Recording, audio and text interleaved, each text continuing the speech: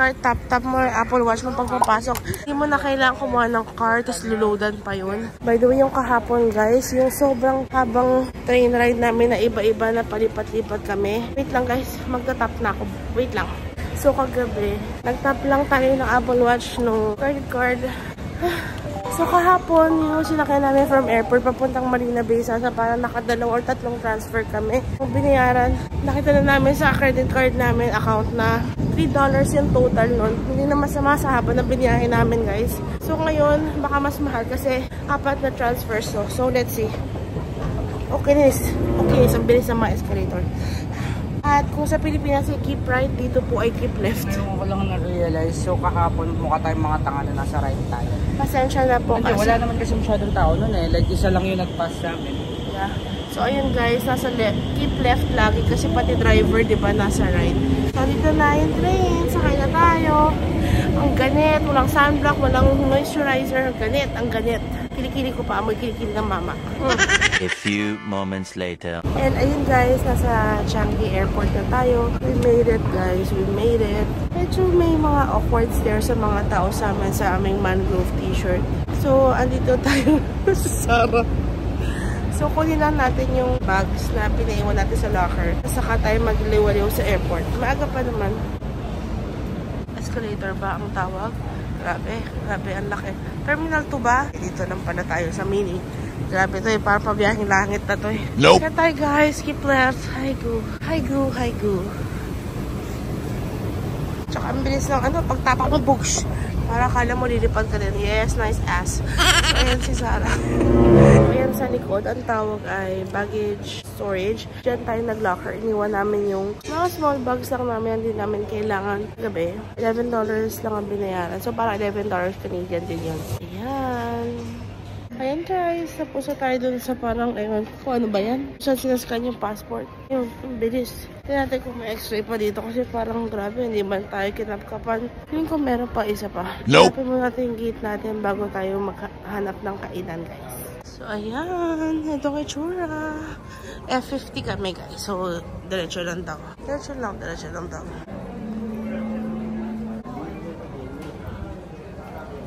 So, ayan. Dito tayo sa TWG. Kasi sabi lang ni Zara, kumuha ka na.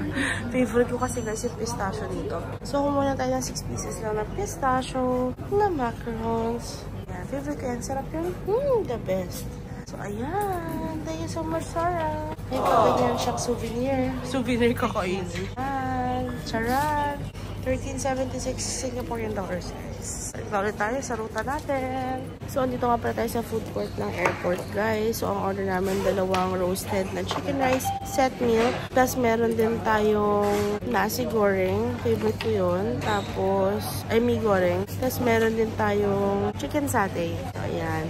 Pakita ko sa inyo yung total bill natin. So, parang sa ganyan mo yung order. Like, iba-ibang restaurant, order mo sa isang machine, pare-parehas. Number namin, 3011. Mag-beep yung mga yan, yung mga numbers kapag ready na. Tapos, ayan. Kunin na yung Zara. So, sa'yo na. Sa next restaurant naman ulit. Ito yung sinabi ni Auntie kagabi na itry.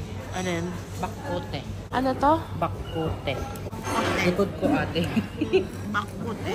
Ang baboy siya, no? Pork ribs ata yan. Hindi ko alam nag-order si Zara niya. Diyos ko, ang dami ko in-order. Pero okay na yan. Kasi ito na yung parang feast natin dito eh. Hindi pala namin kailangan lumabas, guys. Dito na lang pala next time. Ito yun, parang orderin mo nga doon sa machine lahat. So, ayan yung mga in-order natin. Wait lang, focus tayo. Ayaw mag-focus. Ayan. So, meron tayong 2 roasted chicken 15. Dalawa na yun. 2 braised egg, chicken satay, mi goreng, and yung bakkote ni Zara. Ayan, nagbayad ng credit card, $41. Okay na yan, guys. Katumbas rin yan ng Canadian. Mga orders. Sobrang impressed ako sa ano. Saan? Sa system nila. Very organized dito, no? Lahat. Ayan. Ay, ako kunin na ni Zara. Ano siya sa may satay?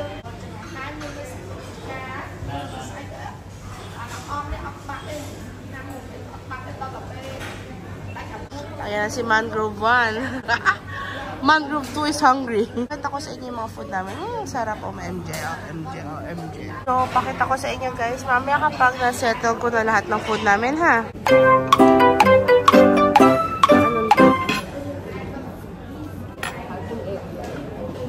Sarap talaga panlasa mo, no? libreng sabaw guys, galing sa chicken rice. Para yung mukbang natin mali. Exchange time plot, upuan. Okay na yan, okay yan. Asa yung hoisin? Wala kasama? Wala? Chili lang?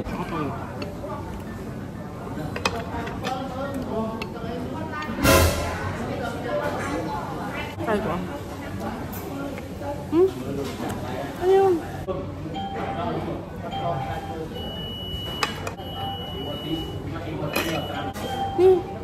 Empty yung isa. Asa yun? Sarap pa yan. Kulang lang sa smoky flavor.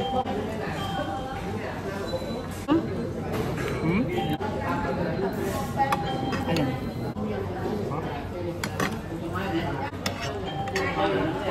Ayun na.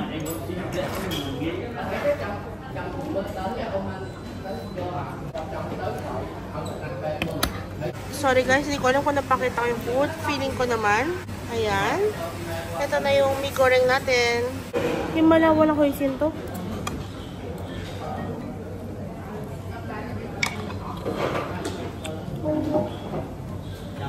Cilantro ba to? Hindi. Cilantro. Ginagawa mo.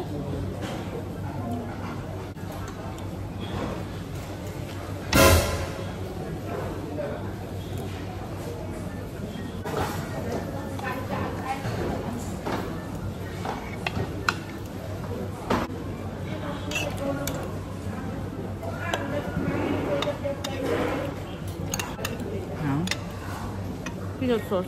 Sarap. Tapos may itlog. Ay. Ayaw mo? Ayaw mo? Ito yan eh.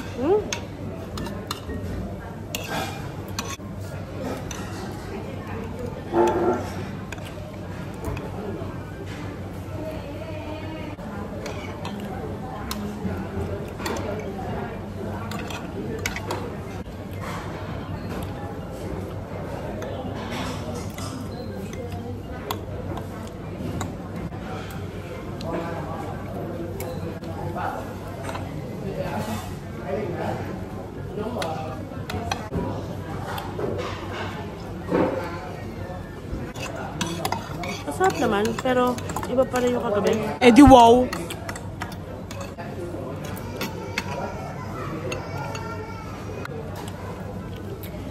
Hindi mo na isa pa. Meron ka?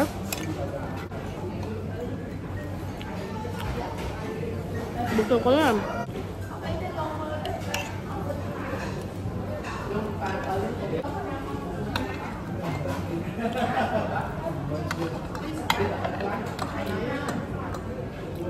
Hindi ka talaga fan eh ng satay. You like it, pero hindi siya yung fan na o-orderin mo. Alam mo yun? Pag-abasal na ka. Ah, taga? Ano gusto mo yun? Yung lasa inihaw talaga, no? Hindi ko pa na... Hindi mo pwede sabihin hindi ako fan kasi hindi ko pa natikman yung legit. Kagabi pa lang. Nagtagpam sa The Grove. Hindi yung legit? Legit ba yun? Hindi ko maubos. Gusto ko yung take out. Nawis sa po siya nagluto nito. Like, ngayon naman may order sa kanila. Like from scratch. Ito yung legit na Indomie. Yan yung ginaya ng Indomie? Yeah, dito siya galing. Dami hito, no? Ah, nag-order tayo nito sa Coron, remember? Take out natin to guys. Masarap sa airplane. Yung ano ka? Bawang, sure. Legit? Sobrang init. Legit. Anghang. Linamnam. Parang ang sarap nito. Kaso, hindi ako ganyan ka-fan ng garlic. Hindi. Hindi siya sarap. Sarap to. Kawawa na may mga katabi ko sa aeroplano. Ako yun. Mawa. Wow. Legit? Yeah. Sin? Yeah. Ang to guys.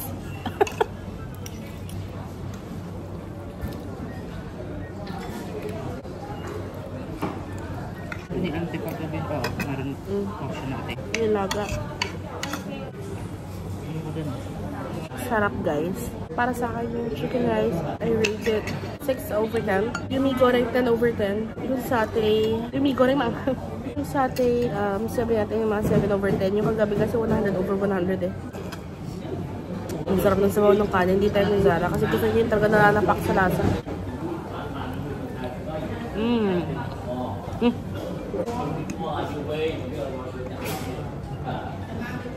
Take out ba terminal to go? Hindi ko na tayo sa kulang. Kaso pala siya.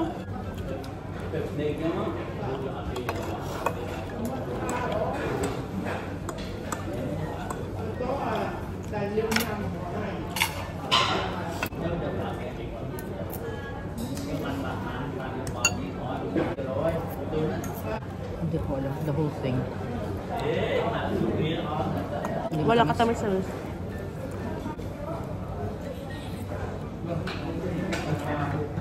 Sarap guys, nalalapak sa lasa.